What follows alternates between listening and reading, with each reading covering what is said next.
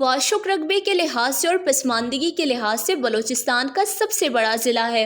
वाशुक की अवाम की अक्सरियत की महैशियत का दारोमदार खजूरों के कारोबार पर है, जबकि ज़िला वाशुक के बागात तबाही के सहाने पर पहुंच चुके हैं। वाशुक में हज़ारों खजूरों के दरख्त लगे हुए हैं, जिसके बाहिस वाशुक से सालाना कई लाखों टन आला क्वालिटी की खजूर निकलती है। लेकिन वाशुक में स्टोरेज का निज़ाम न होने के बाहिस खजूर का कारोबार करने वाले गरीब अफराद सर्द खाने से महरूम है। कोल्ड स्टोर न होने की वजह से वाशुक के अवाम अपने खजूर खराब होने से बचने के लिए औने पौने दामों में बाहर से आने वाले ठेकेदारों को ठेके पर दे देते हैं। औने पौने दामों ठेके देने का मकसद सर्द खाना न होने से खजूरों को किसी भी नुकसान से बचाने के लिए देते हैं, जिसके बाहिस जमींदारों को माली नुकसान उठाना पड़ता है।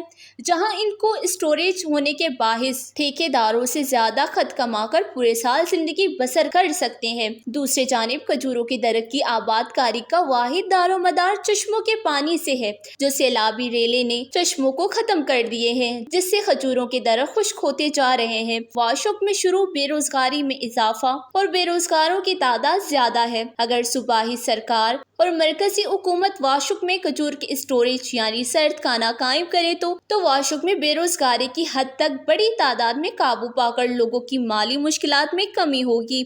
वश न्यूज़, वाशुक, बलूचिस्तान।